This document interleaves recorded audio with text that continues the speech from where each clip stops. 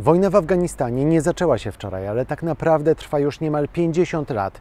Ten dramat, który w tej chwili rozgrywa się w tym kraju, niestety jest częścią tego konfliktu. Aby to wszystko zrozumieć, cofnijmy się do roku 1994. W roku 1994 talibowie rozpoczynają marsz na Kabul. W 1996 roku przejmują władzę w kraju. Przekształcają Afganistan w państwo podporządkowane religii i wprowadzają drakońskie prawo szariatu. Kobietom nie wolno było się uczyć ani pracować. Zabronione były muzyka, literatura, kino i telewizja. Za najdrobniejsze przewinienia groziło więzienie, a nawet publiczna egzekucja. Talibowie to grupa religijnych ekstremistów wywodzących się z południa Afganistanu, z grupy etnicznej Pasztunów. W latach 80. walczyli jako mudżahedini przeciwko sowieckiej okupacji kraju. Później odsunęli od władzy inne, skłócone ze sobą frakcje mudżahedinów.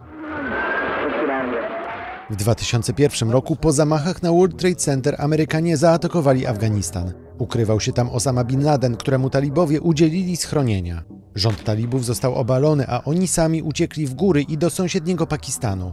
Tam przegrupowali się i przy wsparciu pakistańskiego wojska wrócili do Afganistanu jako partyzanci. Przez kilkanaście lat atakowali też afgańskie i natowskie wojska. Stworzyli też podziemne państwo ze swoimi własnymi władzami i strukturami w regionach. Wojna kosztowała życie kilkuset tysięcy osób, w tym tysięcy zagranicznych żołnierzy.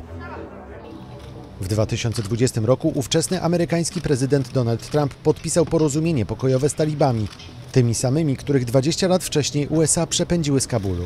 W porozumieniu nie uczestniczyły jednak władze Afganistanu.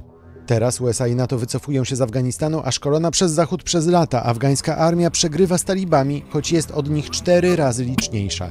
Nazywani ekstremistami i terrorystami, talibowie wracają do władzy w Afganistanie. W ciągu zaledwie tygodnia zdobyli ponad połowę dużych miast w kraju.